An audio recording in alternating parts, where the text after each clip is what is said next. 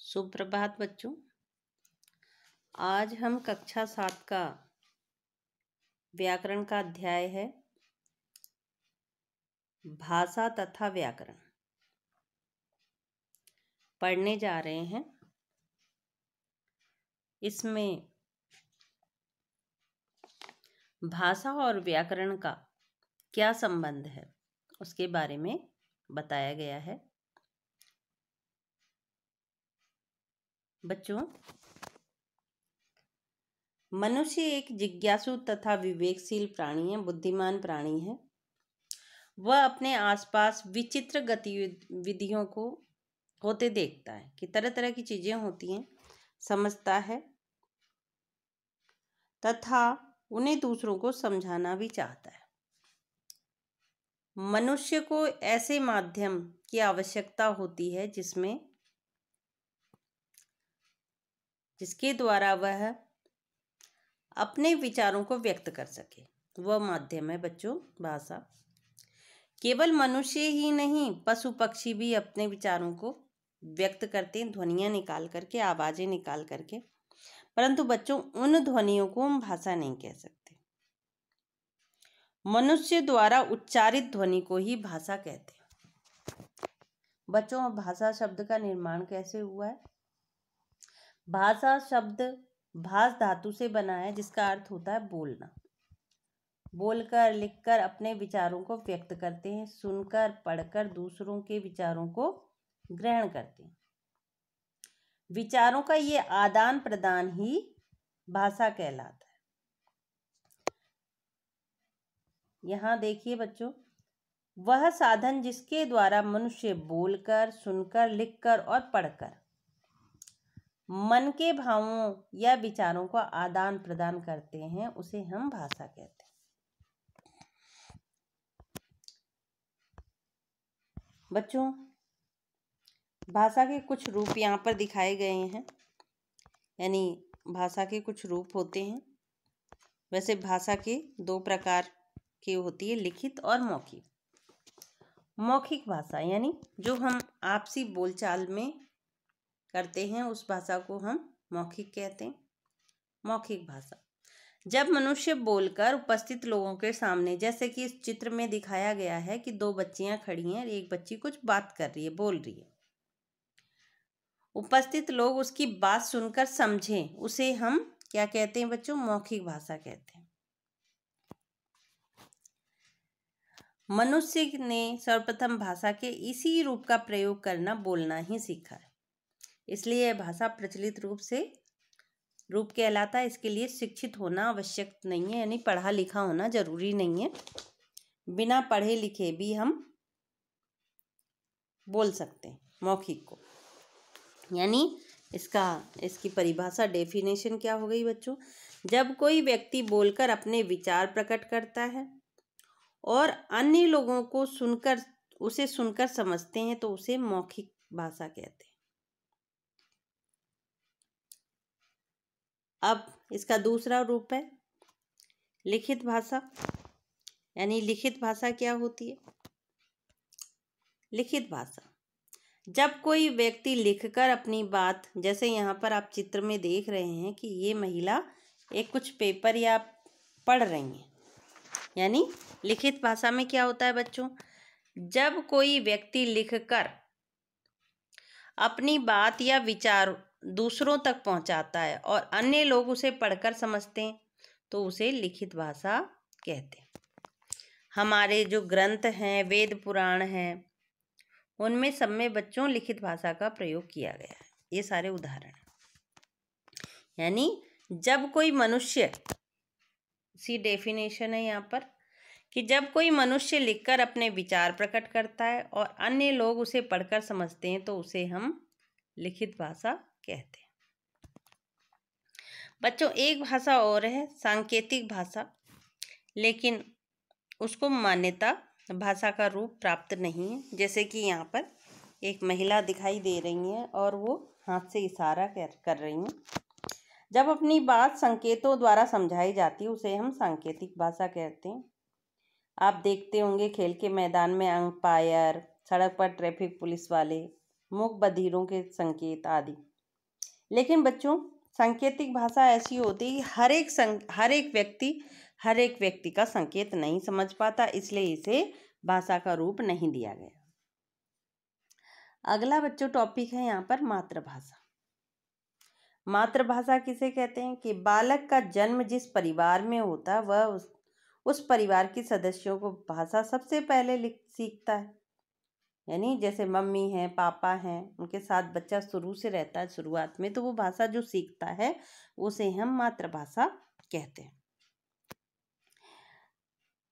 अगली चीज है राष्ट्रभाषा। राष्ट्रभाषा क्या होती है बच्चों कि जब कोई भाषा किसी राष्ट्र के अधिकांश भूभाग पर वह समझी जाती, अधिकांश भूभाग पर, उसे राष्ट्रभाषा कहते हैं। भारत में 18 करोड़ से अधिक लोग हिंदी बोलते हैं, है ना।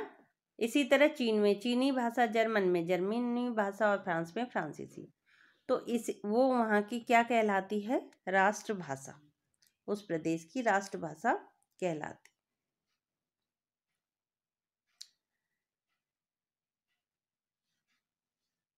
उसके बाद में अब आते हैं बच्चों हम राजभाषा किसे कहते हैं? जिस भाषा का प्रयोग देश में अधिकतर आधिकारिक स्तर पर, यानी जो ऑफिसेज जो होते हैं उनमें किया जाता है, कार्यालयों में किया जाता, उसे हम क्या कहते हैं बच्चों? राजभाषा कहते हैं। भारत में अंग्रेजी और हिंदी दोनों ही भाषाओं का प्रयोग राजकाज में किया जाता है, कार्यालयों में किया जाता है, लेकिन राजभाषा का दर्जा सिर्फ हिंदी को ही प्राप्त है। अंतर्राष्ट्रीय भाषा भी, कुछ भाषाएं ऐसी हैं जो पूरे अंतर्राष्ट्रीय यानी पूरे विश्व में जिनको बोला जाता है, जिनको समझा जाता है। कुछ भाषाएं अपने देश की सीमाओं को तोड़कर दूसरे देशों तक फैल गई और दूसरे देशों के लोग भी उसे अपना लेते हैं। ऐसी भाषाओं को बच्चों अंतर्राष्ट्रीय भाषा कहते हैं। जैसे अंग्रेजी इंग्लैंड के बाहर संसार में सभी जगह सभी देशों में, इसलिए अंतर्राष्ट्रीय भाषा है इंग्लिश। उसके बाद में तीसरा रूप है मानक भाषा। भाषा में एक रूपता लाने के लिए भाषाविदों एवं विद्वानों द्वारा भाषा के जिस रूप को मान्यता दी जाती उसे मानक भाषा कहते हैं। जैसे बच्चों यहाँ देख लो, गड़ंगा तो ड़ हटके और अंक की बिंदी लग गई, इसका अनुस्वार लग गया। अंदर यानी न का अनुस्वार हटके, न को अनुस्वार है ये तो हटके आ के ऊपर उद्देश्य यानी उद्देश्य, इस तरह से मानक भाषा हो गई। अगली चीज है बच्चों बोली। बोली किसे कहते हैं? बोली भाषा का अविकसित रूप होता है। अलग अलग क्षेत्रों में जहाँ जिस क्षेत्र में हम जाते हैं वहाँ की बोली अलग अलग होती है, अलग अलग तरह की होती है, उसे हम बोली कहते हैं। जैसे ब्रज, अवधी, मगही, पहाड़ी, ये सारी बोलियां हैं बच्चों। बुंदेलखंडी, भोजपुरी, ये बोलियां हैं। यानी जब एक ही भाषा अलग अलग क्षेत्रों में अलग अलग तरह से बोली जाती है तो उसे बोली कहते हैं।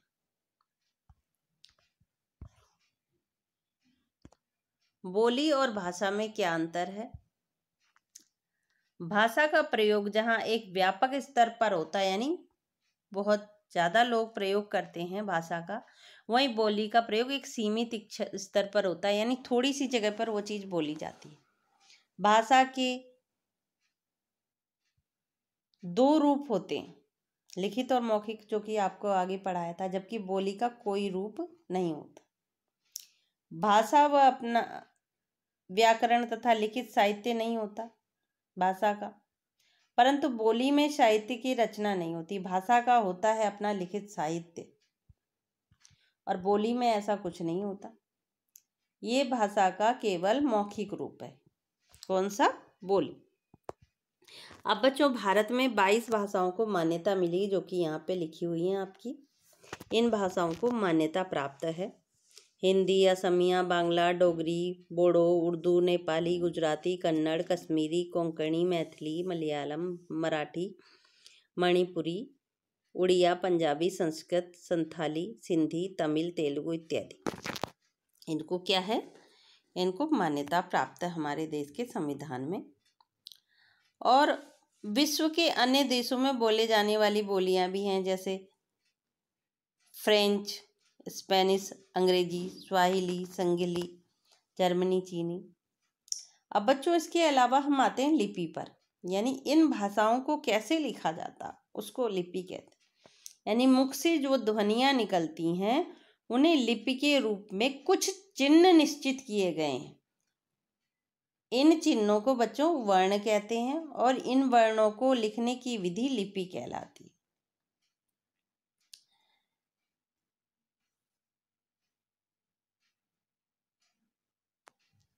अब बच्चों यहाँ पर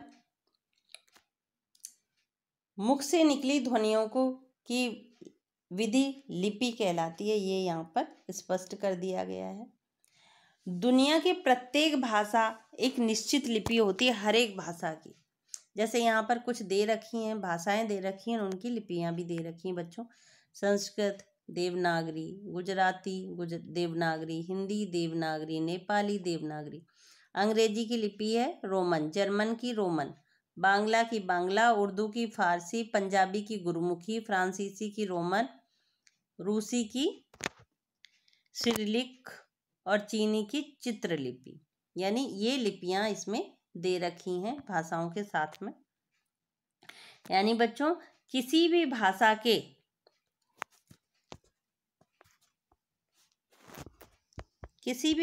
के लिखित रूप, ये सारे लिपियां थी।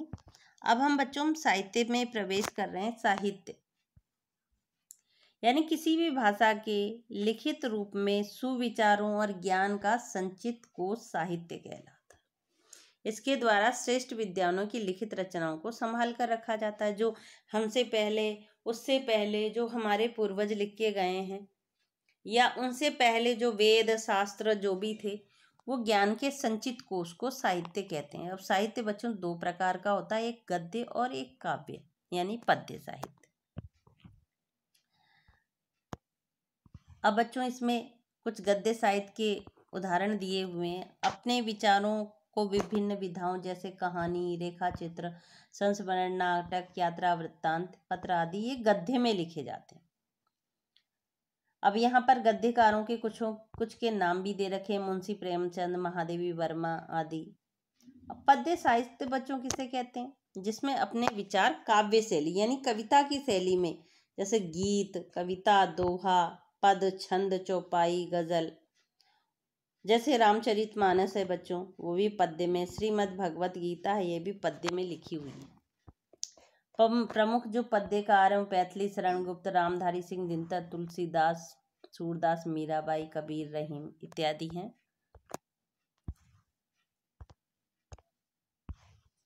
अब बच्चों व्याकरण किसे कहते हैं, व्याकरण क्यों आवश्यक है, उसके बारे में हम जानेंगे कि व्याकरण क्या होता है। व्याकरण जो है हमारी भाषा को शुद्ध करता है, यानी व्याकरण द्वारा हमें भाषा के प्रयोग के शुद्ध रूप का ज्ञान होता है। व्याकरण वह शास्त्र है हमें भाषा के शुद्ध रूप बोलना, लिखना और पढ़ना सिखाता है। उसके द्वारा हम बोलना, लिखना, पढ़ना सब कुछ सीखते हैं। किसके द्वारा? व्याकरण के द्वारा। किसी भी भाषा के कुछ नियम होते हैं बच्चों। व्याकरण के अंतर्गत हम भाषा के 3 नियम सीखते हैं, वर्ण विचार, शब्द विचार और वाक्य विचार। वर्ण विचार, इसके अंतर्गत वर्णमाला, वर्णों का उच्चारण कैसे करते हैं, वर्णों को कैसे लिखते हैं, उनकी विधि क्या होती है, और संयुक्ताक्षर यानी संयुक्त करके कैसे लिखते हैं। उसके बाद में आता है व्याकरण में शब्द विचार। इसके अंतर्गत शब्दों की उत्पत्ति कैसे होती है, शब्दों की रचना कैसे होती है, शब्द का निर्माण, शब्द भेद क्या होते। उसके बाद में आता है लास्ट में वाक्य विचार। इसमें क्या होता है बच्चों, इसके अंतर्गत हम वाक्य की रचना कैसे करते हैं, प्रकार कैसे होते हैं वाक्य के, वाक्य चिन्ह तथा विराम चिन्हों आदि पर विचार हम इसमें करते हैं। इस तरह बच्चों आज हमने जो पाठ पढ़ा है वो है भाषा तथा व्याकरण। इसके साथ ही हमारा ये चैप्टर